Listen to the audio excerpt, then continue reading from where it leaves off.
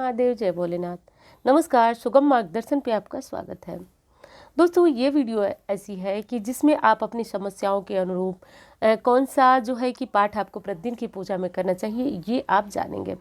एक चीज़ आपको बता दूं कि जब आप समस्या के अनुरूप वो पाठ प्रतिदिन करने लगते हैं तो आपको अपनी समस्याओं का समाधान शीघ्र ही प्राप्त हो जाता है। तो ये वीडियो आप सभी के लिए, हर किसी के लिए बहुत आवश्यक है, क्योंकि अंधेरे में तीर चलाने से अच्छा है कि आप अपनी परेशानी के अनुरूप यदि आप पाठ करते हैं या फिर कोई मंत्र जपना हो तो मंत्र जपते हैं तो बहुत श्रेष्ठ परिणाम की प्राप्ति होती है। वीडियो प्रारंभ करने से पहले मैं एक बात कहना चाहती हूँ। हमारी एक बहुत पुरानी और बहुत प्यारी सब्सक्राइबर ममता राय हैं, जिन्होंने कि हमको इंस्टा पे एक मंत्र की फ़ोटो भेजी थी। मैंने वो मंत्र देखा। वो मंत्र जो है कात्यायनी मंत्र है और कात्यायनी की पूजा आराधना या फिर उनके स्वरूप की पूजा आराधना की जाती है, कुंवारी लड़कियाँ करती हैं मनवांछित पति की प्राप्ति के लिए। तो आपका मंत्र जो है श्रेष्ठ है, आप उस मंत्र को जपते रहें। और कोई ज़रूरी नहीं है कि तुलसी माता के पास बैठ करके या तुलसी माता के साथ ही वो आराधना की जाए। यदि करती हैं तो कोई दिक्कत नहीं है। बस मंत्र जपते समय आप ये ध्यान रखिएगा कि आप लाल या पीले वस्त्र ही पहन करके और आसन पर बैठकर इस मंत्र को जपें तो श्रेष्ठ परिणाम की प्राप्ति होती है। शायद आपने इस नवरात्रि में मैंने एक आराधना उपासना बताई थी जो कि कुंवारी लड़कियों के लिए थी। उसमें भी मैंने कात्यायनी मंत्र बताया था, कात्यायनी महामाये। ये शायद आपको मंत्र याद हो यदि आपने वीडियो देखा हो तो ये मंत्र आप कहेंगे तो मैं डिस्क्रिप्शन में डाल दूंगी, तो वो मंत्र भी आप जप सकते हैं। वैसे मैं कहूँगी कि आप काफ़ी टाइम से वो मंत्र जपती आई हैं तो उस मंत्र को जपें।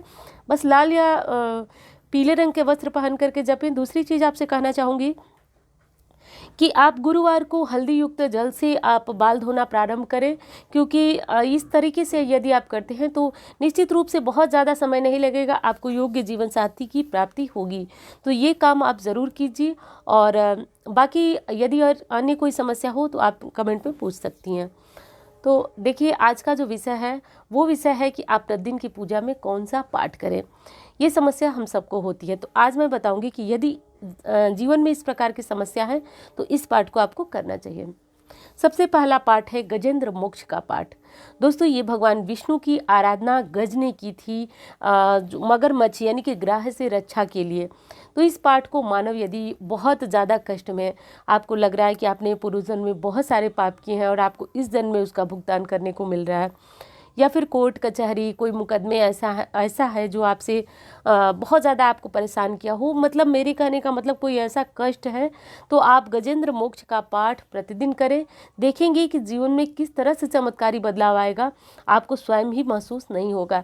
ये पाठ ऐसा है कि जो व्यक्ति को समस्त समस्याओं का शमन करता है और मुसीबतों से निकाल देता है। दूसरे पाठ की बात करूं तो सिद्ध कुंज का स्त्रोत। दोस्तों, शास्त्रों में कहा गया है कि माँ दुर्गा के इस स्त्रोत का पाठ प्रतिदिन यदि कोई व्यक्ति करता है तो स्वयं में ही ये पाठ सिद्ध है, मनोकामनाओं की पूर्ति हो जाती है और इसे करने से माँ दुर्गा की असीम कृपा जातक को प्राप्त होती है। तो आप भी यदि कोई ऐसी समस्या से जूझ रहे हैं कि आपको लगता है कि टोने टोटके या फिर आपके घर परिवार पे किसी ने कुछ कराया हुआ है या फिर बार बार आपको डर लगता है, ऐसी सारी समस्याएं हैं, तो आपको सिद्ध कुंजिका स्त्रोत का पाठ प्रारंभ कर देना चाहिए।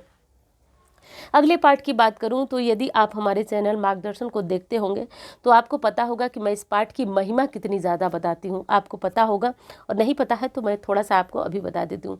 दोस्तों, विष्णु सहस्त्र नाम का पाठ इस संसार में मेरी समझ में सबसे शक्तिशाली स्त्रोत है और इसके पाठ को करने से आपको जीवन में आ रही संपूर्ण बाधाएं, किसी एक समस्या के लिए नहीं, आपको ये पाठ करना है। नौकरी नहीं मिल रही है सरकारी तो आप ये पाठ करें, घर में धन नहीं है तो आप ये पाठ करें, विवाह नहीं हो रहा है तो आप ये पाठ करें, कोर्ट कचहरी मुकदमा जो भी आपको रोग बीमारी से मुक्ति चाहिए तो विष्णु सहस्त्र नाम का पाठ करें। अब इससे ज़्यादा मतलब मेरे पास शब्द ही नहीं है जो इसका मैं वर्णन कर सकूं। अगले पाठ की बात करूं दोस्तों तो 12 ज्योतिर्लिंग, महादेव की 12 स्वरूपों का जो ये 12 ज्योतिर्लिंग है, इनका स्मरण करने से, इनकी स्तुति करने से, प्रतिदिन पढ़ने से जीवन में आ रहे संकट और बाधाएं समाप्त होती हैं। तो 12 ज्योतिर्लिंग की जो ये 12 ज्योतिर्लिंगों का नाम है, द्वादश ज्योतिर्लिंगम नाम से इसको जाना जाता है। तो आप ये प्रतिदिन पूजा में पढ़ें या सुबह सवेरे जब आप जगते हैं तो पढ़ें, लेकिन पढ़ें ज़रूर। ऐसा करना जीवन में आ रही जो रुकावटें हैं, बाधाएं हैं तो वो समाप्त हो जा रही है। कहा जाता है कि इनके स्मरण मात्र से पाप नष्ट हो जाते हैं। सिर्फ 12 ज्योतिर्लिंगों का स्मरण कर लिया जाए, याद कर लिया जाए तो समस्त पापों का शमन होता है। तो ये काम आप कर लें। अगली चीज़ है कि आप गरीबी से बहुत ज़्यादा परेशान हैं, बहुत ज़्यादा कर्ज आ गया है आपके ऊपर, आप जो भी दुकान करते हैं, जो भी व्यवसाय करते हैं वो नहीं चलता है। तो चाहे विष्णु सहस्त्र नाम का पाठ, चाहे दरिद्र दहन स्तोत्र जो कि महादेव का स्त्रोत है, इस पाठ को बैठ करके या यदि आप प्रतिदिन नियम बना लेते हैं तो आप देखिएगा कि कैसे जीवन से गरीबी और दरिद्रता चली जाती है। महादेव की कृपा से जीवन में धन धान्य की बरसात होती है। तो ये आपकी समस्याओं के अनुरूप आपको पाठ बताया, तो इसे आप अवश्य कीजिए।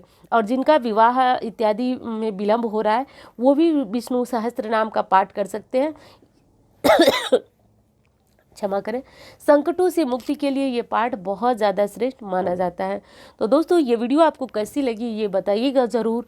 और दूसरी चीज़ कि यदि आपने चैनल को अब तक सब्सक्राइब नहीं किया तो ज़रूर सब्सक्राइब कीजिए और एक लाइक ज़रूर कीजिए। तो उम्मीद करती हूँ जानकारी आपको बहुत पसंद आएगी। धन्यवाद।